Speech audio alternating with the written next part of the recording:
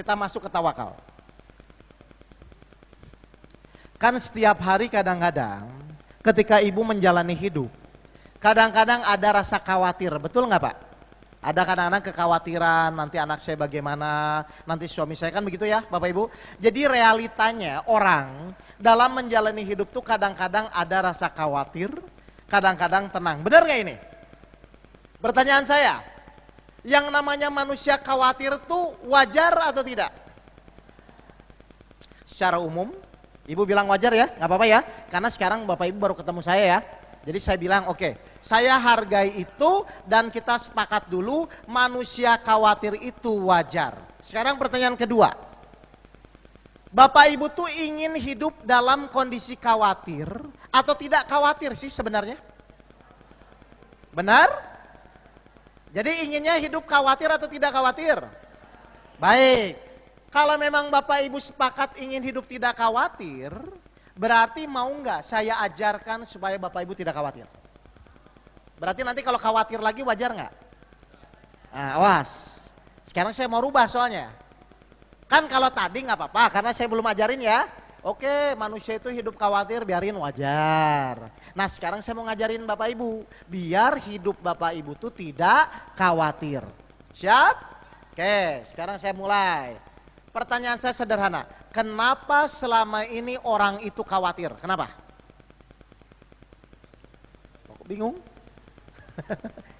Loh, ayo, kan Bapak Ibu tadi tanya, Bapak Ibu ingin hidup dalam kondisi khawatir atau tidak khawatir? Ternyata Bapak Ibu jawabannya masih khawatir.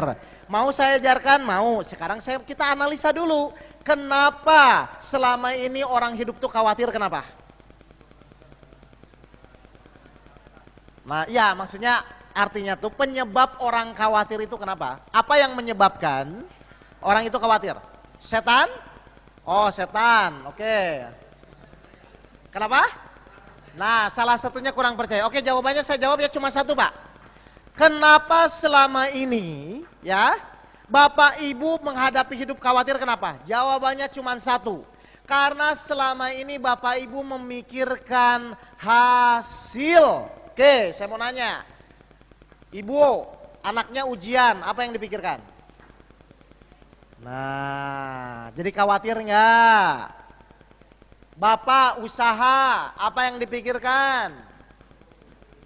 Maju atau bangkrut. Benar nggak ini? Jadi apa penyebab utama orang khawatir? Karena orang itu pasti memikirkan hasil. Ngerti ini Bapak Ibu? Pertanyaan saya, terus kalau kita tidak ingin khawatir, apa yang harus kita lakukan? Ya jangan memikirkan hasil. Banyak enggak orang tidak ingin khawatir tapi memikirkan hasil, banyak enggak? Halo? Lucu enggak? Pada rumusnya orang khawatir itu gara-gara memikirkan hasil. Kalau Bapak Ibu tidak ingin khawatir, ya jangan coba-coba memikirkan hasil. Banyak enggak selama ini kita ingin tidak khawatir tapi memikirkan hasil? Banyak nggak? Nah siapa? Nah aneh nggak? Paham ini ibu-ibu? Makanya saya mau ngajarin ibu tawakal. Supaya Bapak Ibu tidak khawatir. Apa manfaatnya tawakal? Pertama, pasti orang bertawakal itu tidak akan merasa khawatir. Yang kedua, silahkan buka surat 65 ayat 3. Ya. 65 ayat 3. Jadi kalau orang bertawakal itu apa sih efeknya? Ini luar biasa, ya. Silahkan. 65 ayat 3. Apa manfaat dari kita orang bertawakal? Silahkan Pak Teddy. Surat At-Tolak ayat 3. Dan dia memberinya rezeki dari arah yang tidak disangka-sangkanya.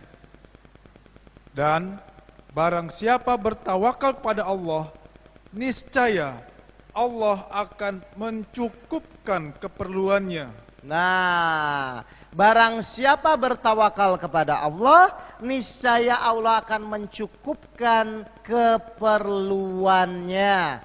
Saya mau nanya, jadi kalau orang bertawakal itu kira-kira kekurangan atau kelebihan atau cukup? Berarti kalau sekarang Bapak Ibu hidup masih merasa kurang, pasti belum bertawakal. Sudah gitu aja, Pak. Oke, tambah lagi ayat surat 3 ayat 159, khusus untuk orang-orang bertawakal. Di bawahnya aja ya Pak tadi ya. Ya. Surat 3 Ali Imran ayat 159. Ali Imran ayat 159. Sungguh. Bentar. Sungguh Allah mencintai. Sungguh Allah mencintai orang yang bertawakal. Nah, jadi mari kita kupas ya. Jadi yang pertama orang tawakal itu tidak khawatir, yang kedua akan dicintai Allah, yang ketiga akan dicukupkan keperluannya. Bapak Ibu ingin nggak sih kondisi itu? Oke, berarti Bapak Ibu harus tahu bertawakal ya. Baik, apa definisi bertawakal? Tawakal itu apa? Nah, tawakal itu adalah berusaha semaksimal mungkin, lalu hasil usahanya kita serahkan kepada Allah. Saya ulang ya, tawakal itu adalah berusaha semaksimal mungkin. Jadi kita usaha dulu Pak. Setelah itu hasil usaha maksimal itu kita serahkan kepada Allah. Jelas Bapak Ibu? Jadi bukan pasrah dulu ya. Usaha dulu, setelah itu baru kita pasrahkan. Kenapa harus kita pasrahkan? Kenapa hasilnya harus kita pasrahkan kepada Allah? Karena hanya Allah yang menentukan hasil. Contoh, saya mau nanya, ada enggak manusia di muka bumi ini bisa menentukan hasil? Ada enggak Pak? Kalau ada orang kaya semua Pak, nggak ada yang miskin Pak. Kalau ada orang sehat semua, nggak ada yang sakit, benar nggak? Kenyataannya bisa nggak begitu? Lihat, jadi ternyata manusia tidak bisa menentukan hasil. Betul nggak? Allah yang hanya bisa memutuskan. Buka surat 28 ayat 88, ayat terakhir. Lihat ya Pak, perhatikan. Jadi manusia itu tidak bisa. Kalau perencanaan boleh, tapi kalau untuk menentukan hasil belum tentu Pak. Silakan. Surat Al-Qasas ayat 88. Dan jangan pula engkau sembah Tuhan yang lain selain Allah. Tidak ada Tuhan yang berhak disembah selain Dia. Segala sesuatu pasti binasa kecuali Allah. Segala keputusan menjadi wewenangnya dan hanya kepadanya kamu dikembalikan. Segala keputusan menjadi wewenangnya. Kata siapa ibu bakal bangkrut? Kata siapa perusahaan bapak bakal bangkrut? Segala keputusan adalah wewenang Allah. Ngerti nih Bapak Ibu? Paham Bapak Ibu? Jadi tawakal itu adalah berusaha semaksimal mungkin, lalu hasilnya kita serahkan kepada Allah. Baik, kita masuk metodenya, biar Bapak Ibu makin paham. Setuju atau tidak? Bahwa tidak ada manusia di muka bumi ini yang bisa menentukan hasil. Setuju atau tidak? Kenyataannya Bapak Ibu juga jodoh kadang-kadang belum tentu yang kemarin dulu-dulu kan. Tiba-tiba yang orang baru datang kan nyalip gitu kan. Ya, berarti manusia dimanapun berada tidak bisa menentukan hasil. Setuju ya? Pertanyaan kedua, betul tidak hanya Allah yang bisa menentukan hasil? Betul?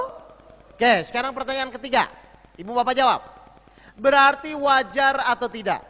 Kalau kita menyerahkan urusan hasil kepada Allah, wajar atau tidak?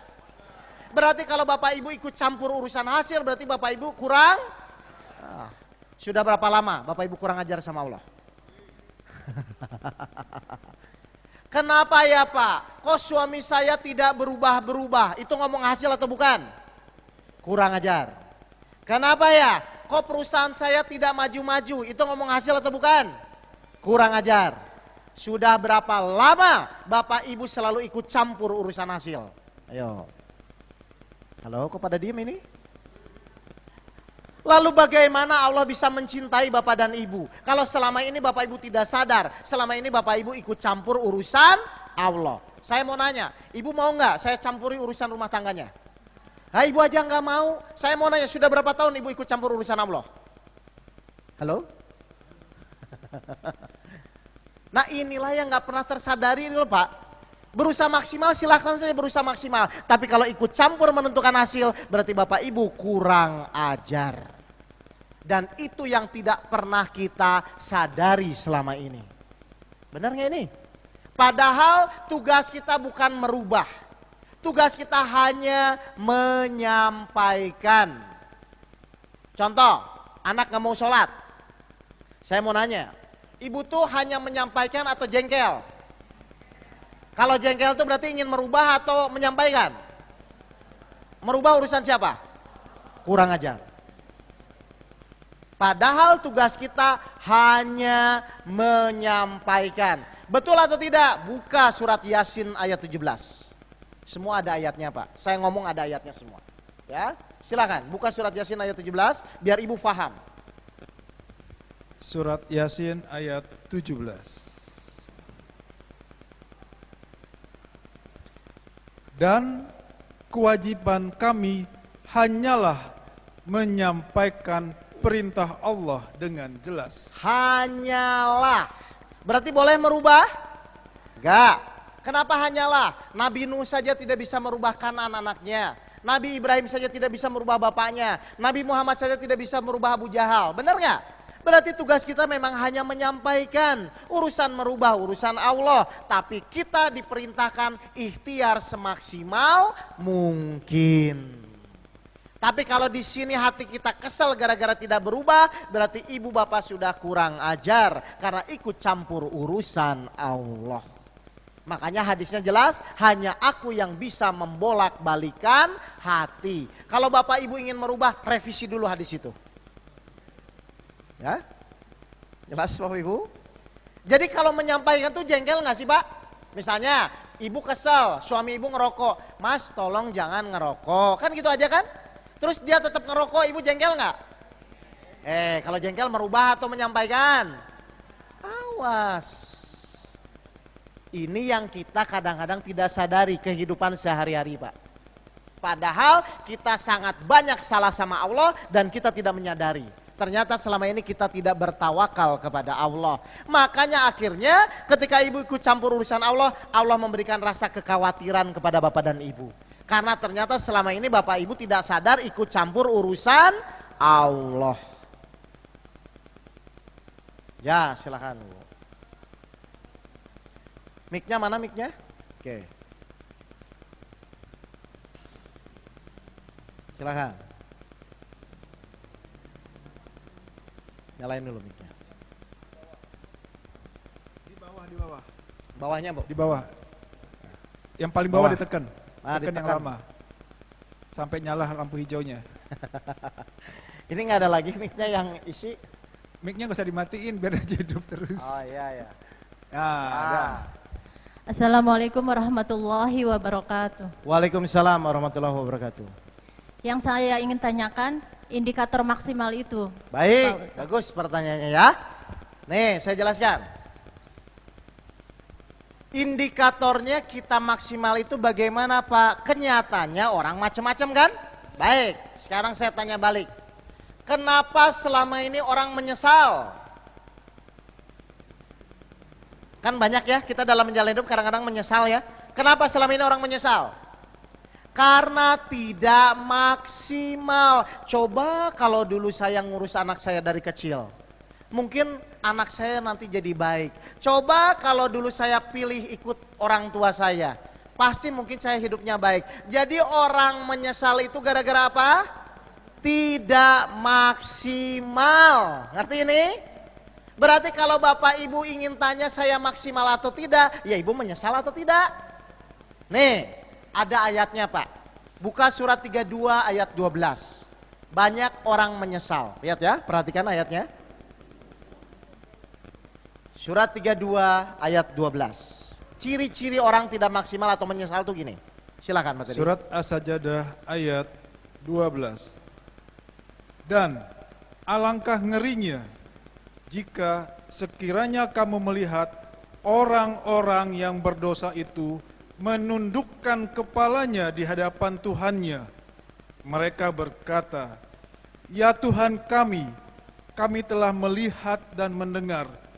Maka kembalikanlah kami ke dunia Nah, terus? Niscaya kami akan mengerjakan kebajikan. Sungguh kami adalah orang-orang yang yakin. Nah, saya mau nanya, ini yang ngomong orang hidup, orang mati? Nah, orang mati pengen apa? Pengen gerap, kenapa? Karena tidak maksimal. Terus kata Allah, telat, sudah mati. Saya takutnya nanti Bapak Ibu menyesal karena tidak sabar. Saya takutnya nanti Bapak Ibu menyesal karena tidak ikhlas. Saya takutnya nanti Bapak Ibu menyesal karena tidak tawakal. Hati-hati di sini. Tadi saya sudah bilang, sabar itu bisa semua pintu surga terbuka. Ikhlas itu bisa doanya dikabulkan. Saya takutnya nanti Bapak Ibu menyesal karena Bapak Ibu terjebak di kejadian, bukan di pelajarannya. Jadi ayolah Bapak Ibu, mumpung kita masih hidup, maksimalkan sabar kita, maksimalkan ikhlas kita. Jangan nanti seperti orang-orang ini menyesal. Jelas Bu, saya nanti ngerinya Bapak Ibu, kenapa sholat saya tidak tumanina? Padahal paling cuma beda 5 menit, paling beda cuma 10 menit. Kenapa saya terburu-buru? Lagian saya mau nanya, Bapak Ibu sholat terburu-buru mau ngejar apa sih? Halo? Hah? Saya takutnya nanti Bapak Ibu termasuk orang-orang yang menyesal. Kenapa sholat saya tidak husu? Kan begitu harusnya. Kenapa saya tidak maksimalkan dalam sholat? Kenapa saya tidak sedekah dengan sesuatu yang saya cintai? Nanti semua akan menyesal dalam kondisi yang seperti ini. Ngerti Bapak Ibu? Makanya ayolah secepatnya, mumpung ada masalah, mumpung ada sarana latihan, pakai sebagai sarana latihan. Urusan jadi tidak jadi itu urusan Allah. Tugas kita adalah taat kepada Allah dengan sabar, tawakal, ikhlas, sholat khusyuk dan beriman. Jelas Bapak dan Ibu? Ya, biar Bapak Ibu nanti jangan menyesal, aduh coba kalau kemarin istri saya cerewet pakai latihan aja buat sabar. Mungkin sekarang sama istri saya ke surga bareng-bareng, kan gitu harusnya. Kan janjinya gitu kan, orang sabar itu menggandeng anak dan istrinya, suami, nenek moyangnya kan. Dan semua pintu surga terbuka, silahkan dipilih gitu loh. Jadi jangan menyesal ya Bu ya, hati-hati. Jangan terjebak dengan permainan di dunia. Apa itu permainan? Adalah Bapak Ibu melihat kejadiannya, bukan izin Allahnya. Paham Bapak dan Ibu? Ya, biar jangan menyesal. Takutnya Bapak Ibu nanti, aduh kenapa sholat saya kok jalan-jalan? Padahal cuma beda 5 menit ya. Kan begitu Pak? Ayo maksimalkan Pak dalam ibadah. Saya tidak bicara kuantitas, saya berbicara kualitas sholat. Kualitas sabar, kualitas ikhlas, kualitas tawakal, itu maksudnya Pak. Paham Bapak Ibu? Kenapa saya nggak percaya sama Allah? Padahal sudah tua pun saya diurus Allah. Nanti kan gitu nanti. Misalnya mohon maaf ya, ibu waktu muda khawatir misalnya ya urusan rezeki. Tapi tetap sampai tua tetap dijamin gitu loh, masih hidup-hidup juga, kan rugi Pak. Mendingan dari muda tenang, sampai tua pun tenang karena tetap dijamin hidupnya oleh Allah kan. Paham Bapak Ibu ini? Jangan sampai menyesal ya. Oke, contoh makhluk yang luar biasa bertawakal. Bapak Ibu tahu cicak nggak? Ada nggak? Oke, cicak ya. Cicak itu makanannya apa? Nyamuk. Baik, saya mau nanya, secara logika ya Pak ya.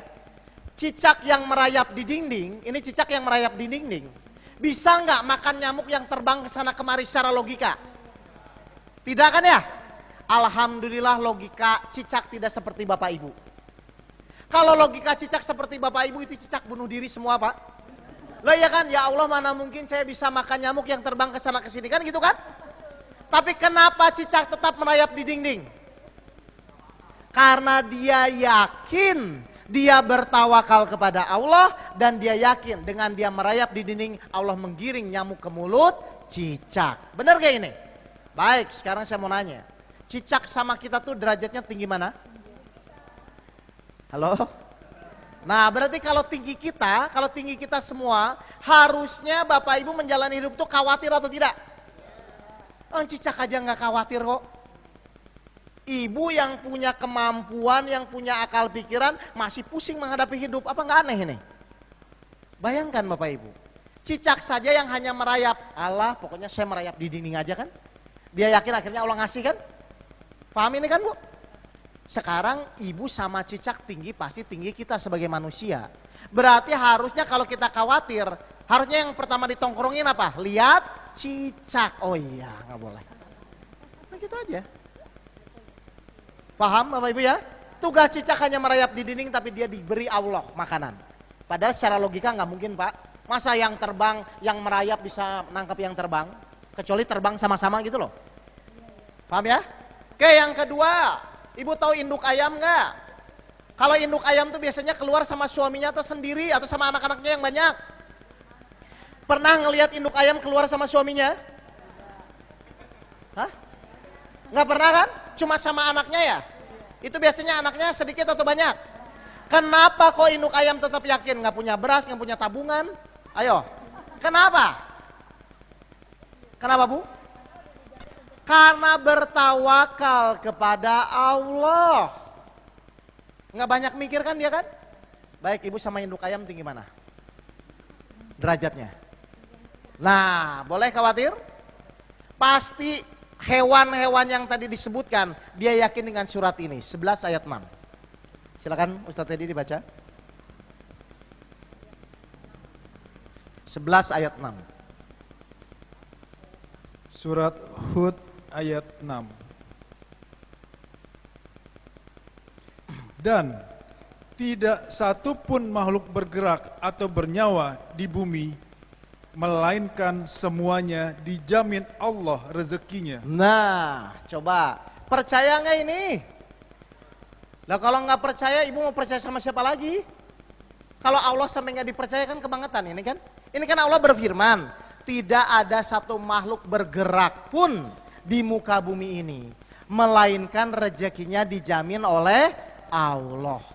Berarti semua yang hadir di sini, hewan di dalam masjid ini semua, itu sudah ada rezekinya masing-masing. Berarti boleh khawatir nggak tentang masalah rezeki? Nggak. Bagi orang-orang yang beriman. Ngerti ini Bapak Ibu? Pernah nggak ibu mikir, aduh nanti biaya anak saya gimana? Pernah nggak itu? Halo? Kok bingung ini? Bu? Ya, Bapak Ibu ya? Jadi saatnya Bapak Ibu tuh sekarang membuktikan ayat-ayat ini gitu loh Bu, Pak. Ya? Kan Bapak Ibu sudah dewasa semua ini kan? Udah tua. Sudah saatnya udah bukan lagi belajar Pak, saatnya membuktikan ayat-ayat Al-Quran. Bener gak sih Allah tuh menjamin? Bener gak kalau sabar tuh bersama Allah? Bener gak kalau tawakal tuh kita dicukupkan? Saatnya Bapak Ibu sudah bukan lagi belajar tapi praktek dengan ilmu-ilmu yang Bapak Ibu telah pelajari selama ini. Udah bukan saatnya Pak, Bapak Ibu belajar teori udah dari kecil Pak. Ayo sekarang Bapak Ibu sudah sedewasa ini, dewasa plus-plus lagi ya. Ayo, udah saatnya praktek Pak. Masa hidup bertahun-tahun masih khawatir? Ya, jelas Bapak Ibu? Ngerti ya? Sudahlah, pokoknya yang penting ibu ikhtiar maksimal, pasti ada rezekinya. Allah nggak mungkin bohong. Toh kalau ibu renungkan ya, Bapak renungkan ya, mau khawatir tetap hidup dijalani. Tidak khawatir pun tetap dijalani. Ayo pilih yang mana? Nih, saya kasih contoh aja nih. Saya testimoni ya, saya akan sedikit cerita Bapak dan Ibu. Tahun 2004 atau 2003, tapi saya belum masuk ridho Allah Pak. Saya masuk ridho Allah itu tahun 2008. Ini tahun 2004, ada pengalaman jamaah saya Pak, dia jamaah senior, namanya tuh Pak Dwi Pak. Saya cerita sedikit ya Pak. Jadi Pak Dwi ini kerjanya tuh dia bengkel serabutan Pak. Jadi dia nggak punya bengkel yang di Matraman itu loh Pak, kenari tahu nggak? Yang cuman bawa apa? Ketok sama cat itu Pak, tapi dia nggak punya bengkel, jadi dia nunggu mobil yang lewat gitu loh Pak. Ya kan itu nggak pasti kan penghasilannya ya. Nah, apa yang terjadi? Jadi waktu itu Pak Dwi itu bertemu guru saya. Dia cerita, Pak Guru, kata dia, sebenarnya hidup tuh bagaimana sih Pak? Lalu guru saya bilang, kenapa Mas Dwi, ada masalah apa? Nggak gini Pak, katanya, saya tuh sudah kerja habis-habisan, udah ngoyo Pak, waktu masih muda dia. Perasaan udah kepala jadi kaki, kaki jadi kepala, saya kerja dari pagi sampai malam, tapi kok hidup saya begini-begini aja. Maksudnya bayar kontrakan tetap susah, buat makan juga susah, penghasilan gak pasti. Ini bingung dia Pak. Nah, karena guru saya melihat kan, kalau guru saya bisa memecah karakter orangnya, karena guru saya melihat dia ini orangnya lugu, kalau dikasih pemahaman gini kan gak ngerti dia. Oke, kata guru saya gini aja Mas Dwi. Pokoknya nanti Mas Dwi tolong minggu ini, jadi dia seminggu ya, minggu ini silahkan Mas Dwi tetap kerja sebagai tukang cat ketok itu. Silahkan keluarkan kekhawatiran Mas Dwi. Jadi yang misalnya takut nggak bayar kontrakan, nanti takut hidup atau enggak, kawin atau enggak, punya tabungan atau enggak, silahkan keluarkan. Tapi tetap kerja ya, kata guru saya. Nanti minggu depan datang lagi ke saya. Baik Pak Guru, kata dia. Karena dia orangnya luguk banget Mbak, kerja aja dia dengan kekhawatiran yang dia bawa selama ini. Lalu apa yang terjadi? Minggu depannya dia datang lagi kepada guru saya. Gimana Mas Dwi, sehat? Sehat. Sudah makan? Sudah. Terus gimana kemarin? Iya Pak, saya khawatir, takut gini-gini, kan masih cerita. Stop, kata guru saya. Sekarang saya minta Mas Dwi minggu ini, minggu kedua, sekarang Mas Dwi dablek. Tahu dablek nggak Pak? Nggak usah mikir gitu loh, mau mati, mau bayar kontrakan bisa tidak, terserah. Tapi tetap kerja, kata dia. Oh baik Pak Guru, pokoknya nanti minggu kedua ini tolong Mas Dwi dablek, tetap kerja, tapi nggak usah dipikirin. Mau makan, mau enggak, mau kawin, mau enggak, terserah. Ya, baik, kata dia. Akhirnya minggu kedua dia pulang lagi ke bengkel, dia kerja biasa. Apa yang terjadi? Minggu ketiga dia datang lagi kepada dia, kepada Pak Guru. Gimana Mas Dwi, sehat? Sehat. Sudah makan? Sudah. Gimana kemarin? Ya saya tetap kerja, saya tetap makan, kata dia. Baik, sekarang minggu ketiga. Minggu pertama Mas Dwi menjalani hidup dengan kekhawatiran, tetap hidup. Minggu kedua menjalani hidup dengan tenang, tetap juga hidup. Minggu ketiga Mas Dwi pilih. Khawatir tetap hidup, dablek tetap hidup. Dia pilih yang mana Pak? Dia pilih yang mana kira-kira? Nah, sekarang saya tanya kepada Bapak Ibu yang hadir di sini. Khawatir tetap hidup, dablek juga tetap hidup. Ibu pilih yang mana? Bapak pilih yang mana? Apa mau seminggu-seminggu dulu? Sudahlah Pak. Toh Bapak khawatir masalah tetap ada, tenang juga masalah tetap ada. Kenapa tidak pilih yang tenang? Sama-sama hidup, yang penting sunatullahnya dijalani gitu loh. Kerja yang kerja, usaha yang usaha, tapi hati dibuat yakin total kepada Allah. Begitu Pak caranya orang bertawakal. Jadi pokoknya tugas kita apa kata Allah? Pokoknya tugas saya bertawakal. Tugas Allah menjamin rezeki kita. Itu udah rumus Pak. Ngerti ini? Kalau sudah dijamin tuh perlu dipikirkan nggak sih Pak? Halo? Kalau sudah dijamin tuh perlu dipikirkan nggak? Nah terus ngapain mikirin? Tugas Bapak berusaha ikhtiar maksimal mungkin, pasti dapat. Contoh, waktu Bapak Ibu masih kecil dulu, waktu kelas SD, tugas Bapak Ibu apa? Waktu SD? Belajar. Pernah mikirin biaya sekolah atau besok makan apa? Kenapa? Dijamin orang tua. Orang tua sama Allah hebat mana sih Bu? Harusnya lebih tenang atau lebih pusing? Awas kalau pusing lagi. Oh, iya dong. Masa hidup bertahun-tahun khawatir terus? Apa Ibu mau tes dulu seminggu khawatir, seminggu dablek? Atau sekarang aja? Biar kayak Mas Dwi. Lah iya makanya, ayolah Pak kita merenungi, bener nggak sih hidup khawatir itu sesuatu yang benar? Kalau memang salah ya tinggalkanlah, tinggal nekat aja kan sama Allah kan? Ayo kenapa nekat sama Allah? Pertama, Tuhan kita Tuhan tunggal Allah. Semua kejadian harus atas izin Allah. Allah pun niatnya nggak membuat kita menderita, bener nggak? Tujuan Allah menciptakan kita supaya dia mengabdi, supaya kita bahagia. Nah terus masalahnya di mana gitu loh? Masalahnya tuh cuman Bapak Ibu tidak yakin sama Allah kan? Terus Bapak Ibu mau nyalain setan? Oke, kalau mau nyalain setan, kita buka ayatnya biar Bapak Ibu sadar ya. Benar? Buka surat 14 ayat 22, ini setan ngomong Mbak, bukan Pak Teddy, ini setannya ngomong. Silakan Pak Teddy. Pak Teddy pelan-pelan Pak, biar yang lain dengar setan tuh ngomong apa nanti. Biar yang nyalahin biar sadar, ayo. Surat Ibrahim ayat 22. Perhatikan Bapak Ibu. Dan setan berkata, Nih lihat ya, setannya yang ngomong ya. Siap, perhatikan. ketika perkara hisab telah diselesaikan, sesungguhnya Allah telah menjanjikan kepadamu janji yang benar. Nah setan aja ngomong janji Allah benar loh Pak. Terus? Dan aku pun telah menjanjikan kepadamu, tapi aku menyalahinya. Terus? Tidak ada kekuasaan bagiku terhadapmu, melainkan sekedar aku menyeru kamu lalu kamu mematuhi seruanku. Oleh sebab itu, janganlah kamu mencerca aku, tetapi cercalah dirimu sendiri. Alah, coba setan lepas tangan nih Pak. Terus? Aku tidak dapat menolongmu, dan kamu pun tidak dapat menolongku. Sesungguhnya aku tidak membenarkan perbuatanmu menyekutukan aku dengan Allah sejak dahulu. Sungguh orang yang zalim akan mendapat siksaan yang pedih. Setan nanti di yaumil hisab akan ngomong, aku tuh cuman menyeru kamu, kenapa kamu mengikutiku? Maka jangan salahkan aku, cercalah dirimu sendiri. Jadi setannya siapa?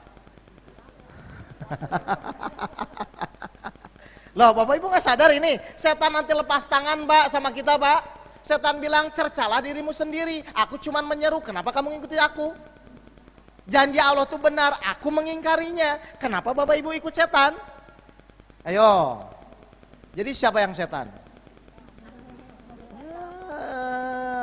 Makanya setan itu berbentuk jin dan manusia. Ayo, ibu-ibu sadar? Saya marah gara-gara setan, nanti dulu. Ayo, lah ibu baru tahu ayat ini. Setan berkata, cercalah dirimu sendiri. Paham ibu, bapak? Baik ya? Baik, saya break dulu 5 menit. Terakhir saya pakai ilmu bersyukur ya. Assalamualaikum warahmatullahi wabarakatuh.